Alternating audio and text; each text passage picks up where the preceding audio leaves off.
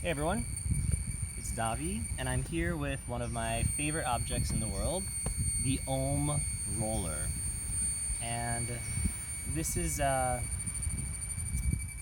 this is a mango wood on the inside here, and on the outside we have a cotton cover with a hand-stitched lotus design, also cotton. And the layer beneath is a latex foam, and it's really just these three ingredients, just these three component parts that make a really functional object. It's also very nice to hold. Another cool thing about these rollers is they nest. So here's the little roller. It's 3 inches or about 9 to 10 centimeters in diameter. And this one is 5 inches in diameter or about 15 centimeters. And they fit together very nicely. And they travel together. So I'm going to make a video today focused on the larger roller, the classic size. I'll make another video to show how I use the smaller roller, and then I'll probably make another one to show how you can combine the two, and how you can also use both rollers in combination with, say, a lacrosse ball to hit multiple parts of the body at the same time and be very efficient in your self-care practice. So the first thing I'll note with a foam roller, I love these insects. They used to be really annoying, and now they've just become a part of my life, where I'm actually impressed that one tiny insect, and I don't even know what it looks like, can make so much noise. It is very impressive. Anyway, back to the roller.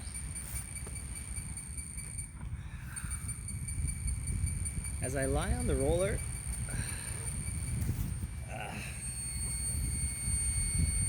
the first thing that I'll do is try to relax. And remember that this contact point with the roller here is connected by a chain of fascia all the way to my toes. There's no separation in between my legs and my rib cage here. So if I tuck my legs in and I rest on the roller, it actually feels like less compression is happening, or potentially that the muscles that are being compressed are softer or shorter. And if I extend one leg and then the other, ooh, now more of my body weight has transferred into the roller and the area has stretched itself a little bit. When I engage my core in, even more. I feel even more compression here in the musculature that covers my rib cage. Now you'll notice that I'm not rolling. I'm not going like this. This is really common. You see this a lot in the gymnasium, people on foam rollers and the rollers just going back and forth, up and down the leg. This is really nice for softening superficial musculature, but it doesn't penetrate deep into the muscles. So what I would advocate is that you find a position where you are compressing some part of your body. Oh yeah. And in this position, I breathe really deeply and I try to relax.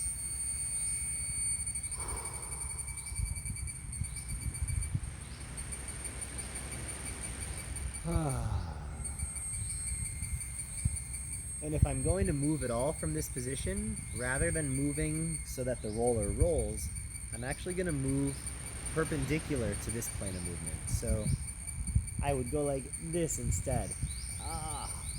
Side to side.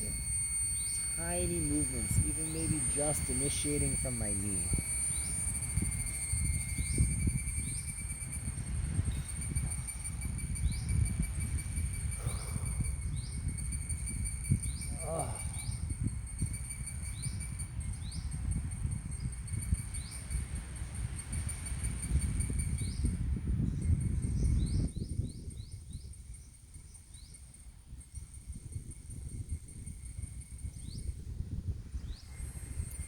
The roller will roll sometimes during moments of transition. So if I want to move the point of contact to a different location, let's imagine that I feel like this point of contact has softened, that the muscles that are being pressed on are loosening and softening and separating, and then I want to move to the next location. And so then I roll, and then I rest again.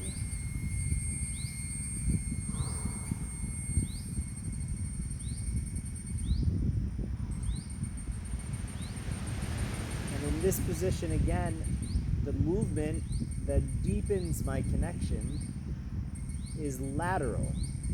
It is perpendicular to the rolling direction of the roller.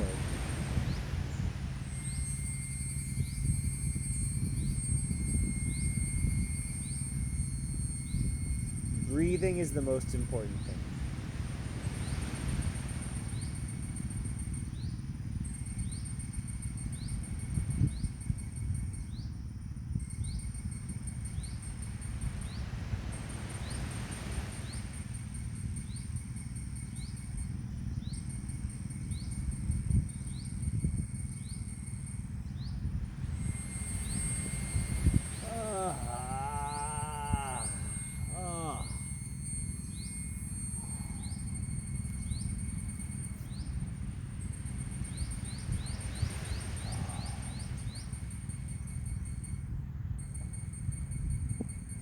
This position is really, really nice because my spine has a tendency to curve in the opposite direction.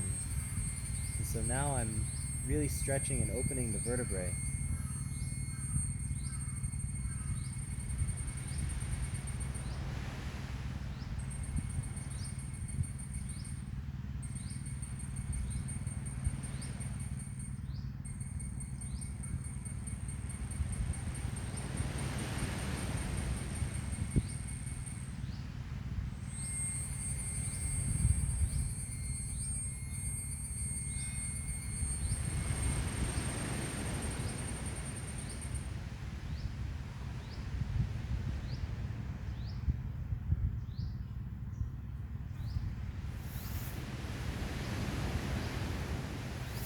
Now I'm changing positions pretty quickly because I imagine it's not super interesting to watch in the video me be still in one position and breathe for 2 to 3 minutes. But in my own practice, if I find a place that's really very sensitive, I will stop, stay in this position and breathe for 10, 15, 20 breaths. Really slow breath, a breath that takes 5 to 10 seconds to breathe in, takes 5 to 10 seconds to breathe out. And then during this breath, I feel in every moment my relationship to the roller changing as the breath fills my rib cage. Now, of course, when the roller is somewhere in my mid-body and I'm breathing, I feel the connection really, really strong. When the roller is, for example, here in my leg, maybe it's here. In this position, if I breathe very, very deeply and slowly, wow, I still feel it changing a lot in the leg. Amazing. And I can change how much weight is coming into this leg by changing the position of my left leg. Right now I'm putting my leg on top to deliver more body weight down into the roller. And again, my movement is subtle. And right now I'm not even moving my right leg, the leg that's touching the roller, I'm not moving it. I'm moving my left hip open and closed, and it's causing the direction of my weight into the roller to change just a little bit, just maybe by 10 degrees. But it makes a huge difference in terms of the layers of musculature and fascia. Which direction you push, even if it changes by very, very small amount, really, really, really changes the effect on the layers of the muscle. This feels totally different now. This feels totally different now. This again feels totally different now. And you can see how subtle the movement of this left leg. Now, in this position, my neck is collapsed and my shoulder is here. Well, imagine if I were to place my shoulder in a position where I'm also getting some compression of my shoulder into the earth. Oh, now I have a very similar sensation in my leg and in my IT band, but also I feel space here, and I'm getting some compression in the outside of my right arm, into the triceps, into the deltoids. And now as I roll off, I find myself in a position where most of my body weight is compressing my right forearm. Nice. I'm making a sandwich out of my arm and the ground and my butt. So who says that you need another person to give you compression? You can give yourself compression. If I want more weight into my arm, I can change here. I could even come to like here. Oh. Yeah, now I'm getting a massage for my forearm and for my butt at the same time. And I'm doing an exercise that strengthens my core, because if I relax my core, then I collapse. So I'm focused on my forearm, but I'm receiving benefit into my, it feels like my piriformis and my glute medius or glute minimus, somewhere in there. And now I'm thinking, oh, hey look, I have this roller here. Oh, that's really nice. So now I have my forearm, my butt, my neck, my jaw. And what can I do to make this a little bit juicier, a little more interesting for myself? Because while I'm strengthening my core and I'm stretching and compressing my neck and I'm compressing and releasing the fascia in my butt and in my forearm, this left arm is not doing anything. But if I reach it and I rotate it and I play with different directions, I can find a position somewhere where, oh, wow, what a great stretch for my underarm on the left side. And when I play with rotation from my shoulder, it makes me sneeze. So this is like a really, it's a very strategic way of multitasking. I'm now focused on my forearm, my butt, my core, my neck, my jaw, my left arm, my left underarm, and even the pinky finger on my left hand, which is reaching and spiraling. And if I add now awareness of my breathing, it becomes a self-care, meditation, massage, amazingness.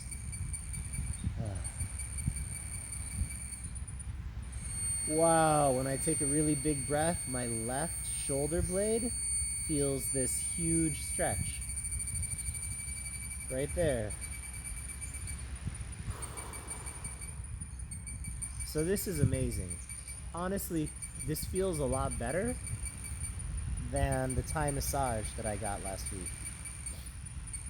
And I have total control over it, and while it is intense, maybe even painful at moments, I have control over the level of intensity and pain.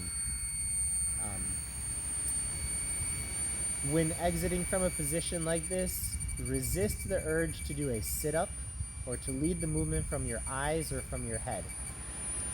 Your eyes and your head are not in the ideal position to lead a movement like this. Really, what should lead the movement is my hand touching the ground and my legs stretching in opposition to my hand. So what I might do is I might roll forward, put the hand on the ground, and as I push the hand and reach the leg, my body naturally rises up, and then it's very important that I counter stretch what I just did. So this arm was now trapped against the side body and stretched here. Well, what if I just reverse this position exactly and do the mirror image? So coming into this, we started here on the IT band. I found myself on the side. I noticed the compression in my shoulder here, and so I drew my arm down, and then I allowed myself to roll slowly onto the arm until suddenly the roller wasn't necessary. I just set it to the side for a moment while I focus on how I can really get my forearm compressed beneath my pelvis. I'm trying to use the bone structure to deliver force. So now this is very nice, and I'm remembering now actually, oh yeah, I have some space here. What if I create even more space here? Oh, that feels really good. Oh, that's really nice. Now I can relax my jaw, my tongue. And now I notice, oh yeah, this arm is just doing nothing, is limp. What do I do? So I stretch it out. I notice how when I move it, it has an effect on my neck and its connection to the roller. And that when I reach up into this position, I get a huge stretch through my underarm. And in this case, because I'm recovering from a deltoid injury, I also feel some stretching here where the anterior deltoid and the pectoralis major come together. And it's a little bit scary. Ugh. And because it's so scary, I'm gonna bend until my hand can touch the ground. And I'll rest in this position for a few minutes, breathing really deeply.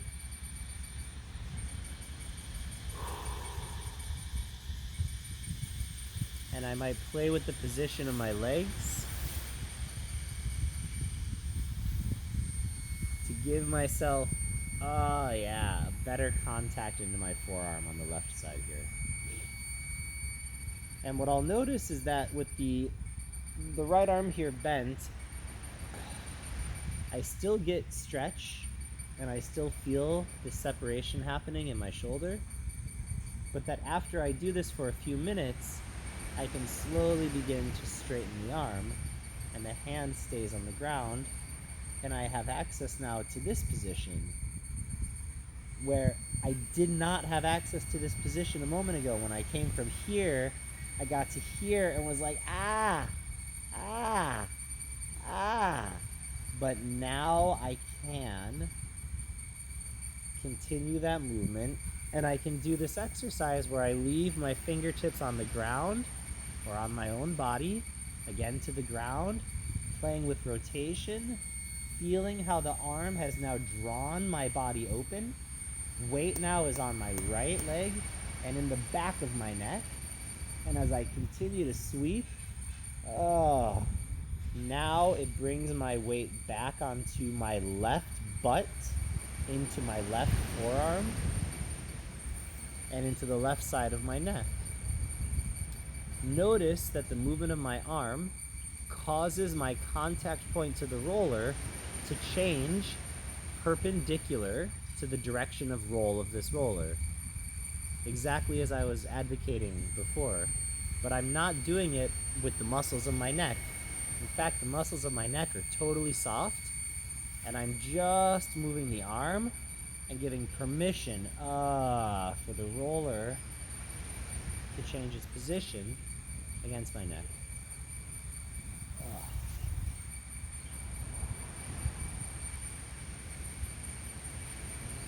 And again, how do I rise back up? I'm going to rotate until I'm able to put my freest limb is my right arm now. So I should use it somehow to assist myself back to a vertical position. So I may move towards the ground with this limb, connect, and start to push. And the moment I start to push, if I don't stop the chain of movement, and if I keep my core engaged, so I feel the transfer of energy through my body, the moment I start to push here, my right leg starts to extend. And then it takes me up with very minimal effort. So, that's just one of like 1,000 ways that I can use this roller to assist myself in stretching and releasing my muscles. And I'm gonna make a lot more videos showing how you can use a simple object like a roller, but also how you can use a simple object like a stick or a soccer ball or a kitchen counter, like any physical object that has a certain amount of stability and ability to bear weight, you can use creatively. Oh, hello, Mr. Ant. The ants here are really interesting. They're all ants have 3 segments of the body: the head, the midsection, and then what I think of as the butt. And these ants walk around with the butt section held up in the air. And it's by far the largest of the 3 sections, which is very interesting. Nature is really metal. I have some video footage of a giant red ant carrying around in its mouth, and then later in its front legs, 3 very small black ants. And the difference in size between these ants is quite literally 50 times, maybe. The red ant is maybe 50 to 100 times larger than the small ones. And like, I really enjoy conceptualizing what would it be like if a human that was 50 to 100 times my size, I'm about 75 kilograms, like 160, 170 pounds. Can you imagine? Can you, like, seriously? Can you imagine a human 75 times 100, 7,500, 7,500 kilograms? It really blows my mind. I can't even. It would be scary. It'd be super scary to encounter a human of that size. We're not talking Jack and the Giant, like bigger than the Giant. The Giant's way bigger than 100 times Jack's size. Actually, maybe not. Maybe the Giant is about 100 times the size. Anyway, this video's gone a little bit off topic now. I might even edit this part out. But I don't like editing, and I don't really want to spend a lot of time editing, so all y'all who tune into the channel are going to get a lot of raw, real, unedited video footage of me exploring my body and exploring other people's bodies and exploring all of the tools and interesting things that we have access to. Yeah, thanks for tuning in. Catch you later.